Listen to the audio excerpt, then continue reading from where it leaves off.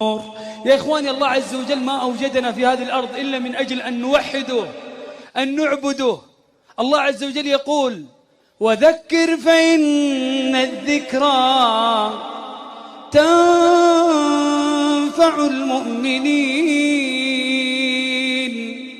أذكرهم بماذا؟ وما خلقت الجن والإنس إلا ليعبدون.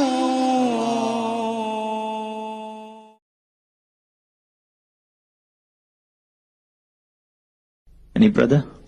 Yes, brother. After the show, I read a comment on Twitter on SRK, Sharokhan's Twitter, that he said that post-show he had some discussion with you, and he has mentioned that after a post-show I had a discussion with Dr. Zakir Naik and it was very enlightening. I would like to know what was that enlightening session with Dr. Shahrukh. Yes, after the show was over, I did chat with Shahrukh for about half an hour, and it was a very good experience. I cannot discuss everything because many things were personal, so it would be wrong on me to say in public. I was meeting for the first time. It was the first time I met him personally, though there are some common friends who are his friends and my friends. But this is the first time meeting him personally. And one thing is for sure, that I am happy that I maintained my policy of not to just rely on the news.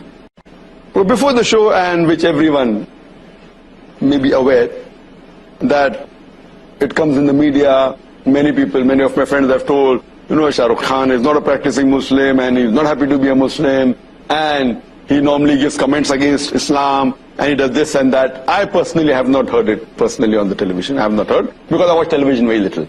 But because it were comments, I followed the verse of the Quran. Quran says in Surah Hujurat chapter 49 verse number 6, that whenever you get a message, check it up before you pass it on to the third person.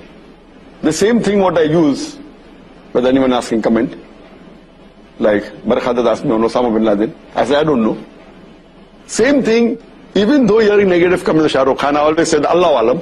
But what I heard him saying on the show, I'm not talking in the chat after the show, what I heard him on the show, I felt, irrespective whether he's practicing or not, but his answers were far better than most of the Muslims on the show. Not counting, of course, Maulana Mahmood Madni, he's a close friend of mine. MashaAllah, he's a practicing Muslim. But leaving aside him, what answers he gave, compared to all the other Muslims on the show, his answers were more correct. And he rightly agreed, saying that, that though he does film acting and singing and dancing, he says it is haram. That was good of him. And he says that he has less knowledge. But he also said that for correct knowledge, you should ask the scholars and the ulamas and the maulanas. So his answers were far superior than the other people who were Muslims in the talk show. And after the show, one comment I'd like to make, that while discussing on the issue of Muslim identity, he asked me, Dr. Zakir Naik, he said, Dr. Zakir Sahab, what is your view, how important is it to keep a beard and wear the cap? So giving an analogy, that it wasn't a talk show, there was no Barakhadat, so I could explain to Brother Shahrukh Khan more easily, and without any interruption. So I told him that when you appear for an examination, there are some questions which have 1 mark, some questions have 10 marks, some questions have 20 marks. The Muslim identity, wearing the cap and the beard, though it's not of utmost importance, but it is important, it may carry maybe 1 mark. Behaving, practically being honest, speaking the truth, these points about Islam, the practice, may carry 10 marks, may carry 5 marks. So, though keeping a beard is not the most important, you can miss the 1 marks and concentrate on the 10 marks and 5 marks and 20 marks. But if someone wants to score distinction, he will try and even get this 1 mark. For example, when we appeared for the medical examination, we tried even to get that half mark, because we want to score above 90. So when you want to score above 90, this is very important. Beard is important and cap is important. It's a part of the sunnah. But if someone doesn't keep a beard, you cannot say that he's not a Muslim. You cannot say he's not a Muslim, doesn't sport a beard or doesn't wear a cap. But, you have given a very good analogy. So you like the example, that it is important, but may carry 1 mark, 2 marks. The more important is the amal. The other things about being honest, about offering salah, not doing shirk. This is of more importance. And as I mentioned even in my answer to the talk show, that if a person does not keep a beard. It doesn't come in the 70 major sins.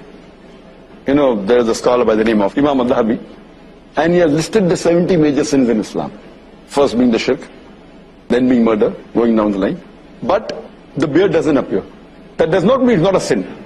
Some scholars say that it is a sunnah, mustahab, that's encouraging. Some scholars say that it is fard to keep a beard.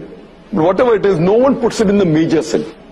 Either it's a minor sin or it's a very important sunnah. So it's not part of the major sin. Hope that answers.